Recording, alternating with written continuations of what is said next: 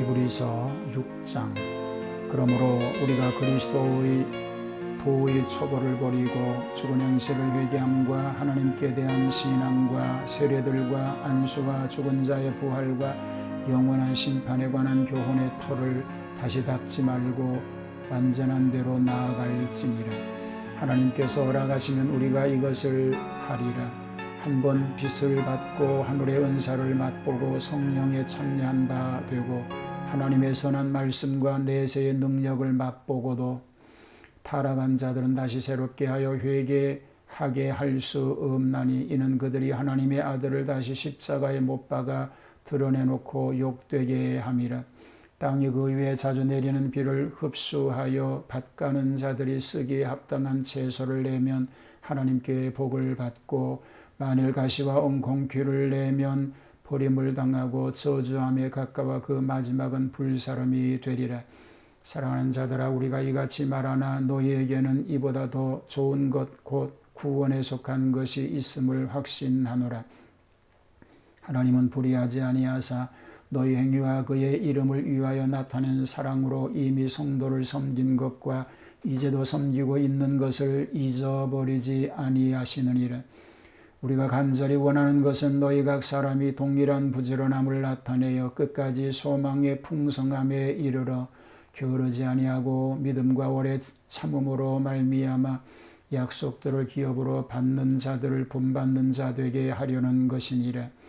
하나님이 아브라함에게 약속하실 때에 가리켜 맹세할 자가 자기보다 더 큰 이가 없으므로 자기를 가리켜 맹세하여 이르시되 내가 반드시 너에게 복주고 복주며 너를 번성하게 하고 번성하게 하리라 하셨더니 그가 이같이 오래 참아 약속을 받았느니라. 사람들은 자기보다 더 큰 자를 가리켜 맹세하나니 맹세는 그들이 다투는 모든 일의 최후 확정이니라. 하나님은 약속을 기업으로 받는 자들에게 그 뜻이 변하지 아니함을 충분히 나타내시려고 그 일을 맹세로 확정하셨나니 이는 하나님이 거짓말을 하실 수 없는 이 두 가지 변하지 못할 사실로 말미암아 앞에 있는 소망을 얻으려고 피난처를 찾는 우리에게 큰 안위를 받게 하려 하심이라. 우리가 이 소망을 가지고 있는 것은 영혼의 닷 같아서 튼튼하고 견고하여 휴장 안에 들어가나니 그리로 앞서가신 예수께서 멜기세덱의 반차를 따라 영원히 대제사장이 되어 우리를 위하여 들어가셨느니라. 아멘. 히브리서 5장 끝에서는 신앙의 연월이 지났음에도 불구하고 영적으로 좀처럼 성장하지 않고 깊은 영적인 교훈을 받을 수 없을 뿐만 아니라 여전히 초보적인 일을 배우지 않으면 안 되는 유치한 상태를 탄식합니다. 자, 히브리서 6장 초도에서 이런 교훈의 초보를 뒤로 하고서 완성을 목표로 하여 전진해야 할 것을 권면하고 있습니다. 신앙의 전진과 장성을 권고합니다. 그리스도 교리의 초보에 오래 머물러 있지 말고 고등한 교리를 향하여 전진하라는 교훈인데 교리의 초보라고 하는 것은 죽은 행실을 회개하고 하나님께 대한 신앙을 강화할 것과 세례들과 안수받는 일들 그리고 죽은 자의 부활과 영원한 심판을 바로 알아서 믿음으로 교훈의 터만 닫고 있지 말고 점점 건축을 완성시켜야 한다는 것입니다.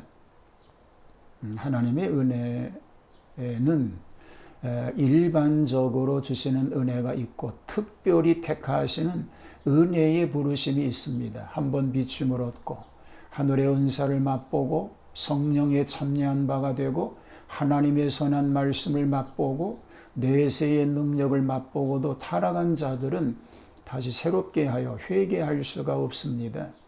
이는 자기가 하나님의 아들을 다시 십자가에 못 박아 현저히 욕을 보였기 때문입니다. 그런 거로 땅 위에 자주 내리는 비를 흡수하여 결실하면 복을 받게 되고 엉겅퀴 따위나 내면 불사름을 받게 될 수밖에 없는 것입니다. 그래서 소망을 가지고 전진하라고 권면합니다. 구원에 가까운 세 가지 큰 덕을 가르치고 있습니다. 성도를 봉사하는 사랑을 잊지 말고 끝까지 소망의 풍성함에 이르고 게으르지 않은 믿음과 오래 참음으로 말미암아 약속들을 기업으로 받는 자들을 복받는 자 되게 하려는 것입니다. 여기에 약속들과 기업들을 받는 자란 말을 할 때는 신령한 눈앞에 아브라함을 두고 말하였기 때문에 다음 부분에 가서 아브라함의 신뢰를 들고 나옵니다. 약속은 하나님의 약속하신 축복이요, 기업은 자자손손이 계승하여 그리스도께 이르러 완성할 기업을 가리키고 있는 것입니다. 우리들의 소망이신 예수님입니다. 맹세할 때의 규례는 자기보다 크고 높은 것이나 귀하고 요긴한 것이나 자기 힘으로서 어떻게 하지 못할 대상을 가리켜 맹세하는 것이 보통입니다. 그런데 하나님께서 아브라함에게 약속하실 때 자기를 가리켜 맹세하시기를 내가 반드시 너를 복주고 복주며 너를 번성케 하고 번성케 하리라고 하셨더니 저가 이같이 오래 참아 약속을 받았다고 하였습니다. 이 약속은 변하지 않기 때문에 우리에게 큰 안위가 된다고 하였습니다.